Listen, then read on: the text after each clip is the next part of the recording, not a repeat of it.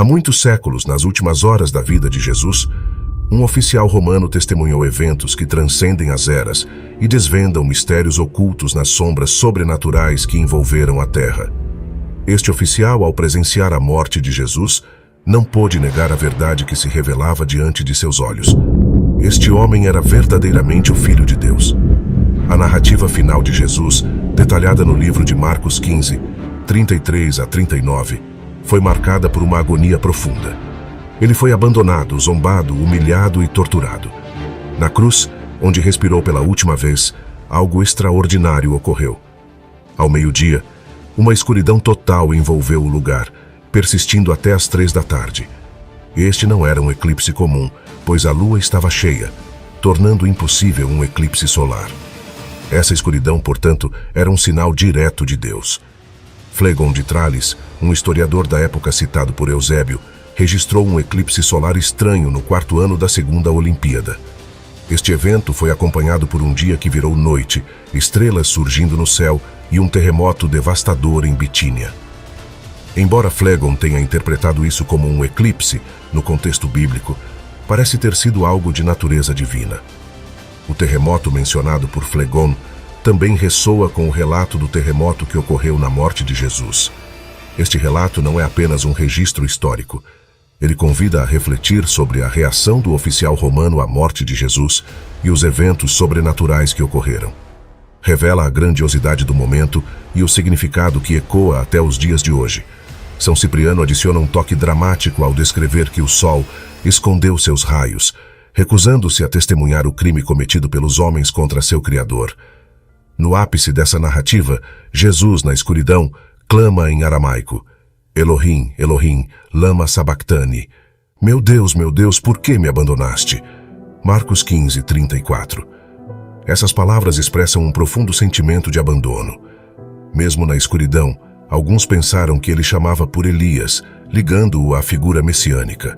Numa cena de misericórdia misturada com zombaria, alguém oferece a Jesus uma esponja em vinagre, desafiando-o a esperar por Elias. Após esse momento, Jesus falece e algo extraordinário acontece. O véu do templo se rasga de cima a baixo.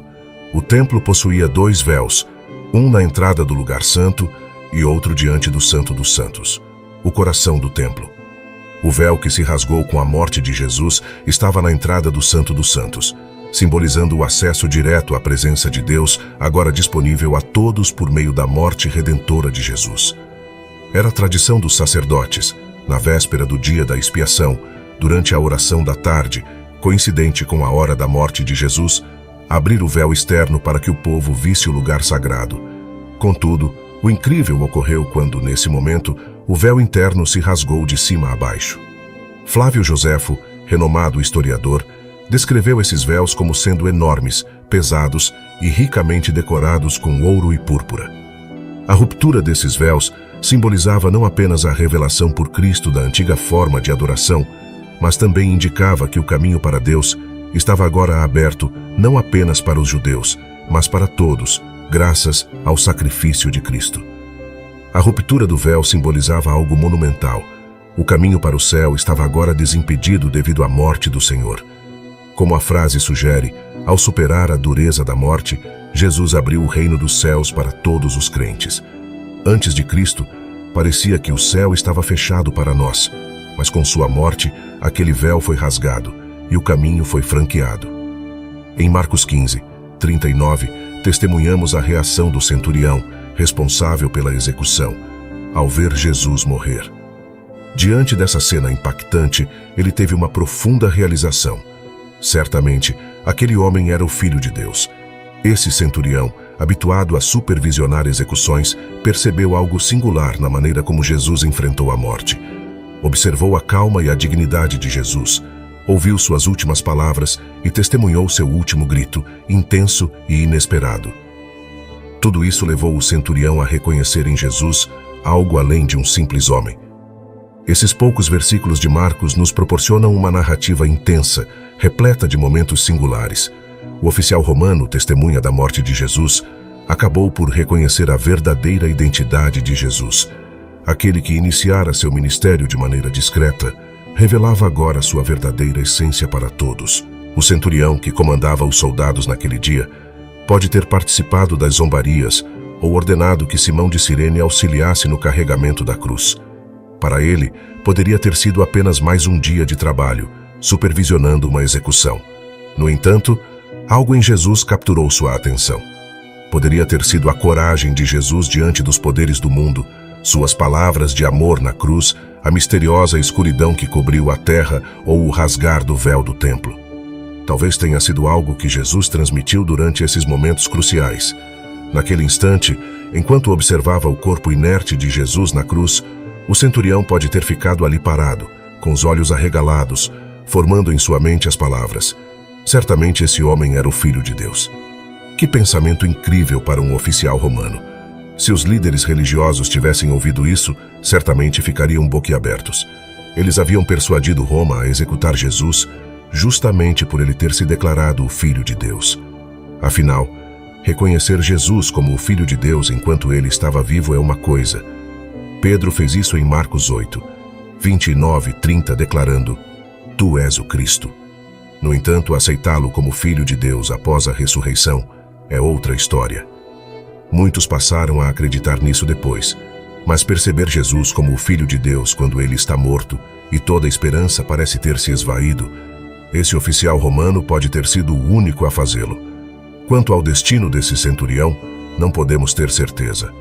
Certamente, ele teve muito a refletir, especialmente quando surgiram rumores de que Jesus estava vivo. Talvez ele tenha começado a entender a extensão do que fez contra Jesus. O que sabemos é que ainda havia esperança para ele naquela cruz. Jesus estava pagando o preço pelos pecados desse oficial, abrindo um caminho para que ele pudesse estar com o Pai. Como Stuart Thompson expressou no hino: quão profundo é o amor do Pai por nós. Vejo o homem na cruz com meu pecado em seus ombros, envergonhado, ouço minha voz debochada entre os zombadores. Precisamos compreender que Jesus morreu por nós, e rejeitá-lo depois de conhecê-lo e ouvir o Evangelho nunca deixará alguém o mesmo. Há relatos de que quando o jovem rico rejeitou Cristo, ele foi embora triste e perturbado, pois negar o que Cristo afirmou é algo muito sério. Para muitos que estão ouvindo, pode ser um momento decisivo aceitar Jesus hoje. No entanto, também houve aqueles que Deus rejeitou, como no caso de Saul. Assim, encerramos nossa jornada pelos momentos finais de uma das histórias mais impactantes da humanidade. A viagem não termina aqui. Em nosso canal, cada vídeo é uma porta aberta para novos mistérios, histórias fascinantes e descobertas transformadoras. Se você gostou dessa jornada, imagine o que mais temos a explorar juntos. Não perca a chance de fazer parte dessa comunidade incrível. Inscreva-se agora, deixe seu like e, neste vídeo, seu comentário é o combustível para continuarmos essa jornada. Até a próxima!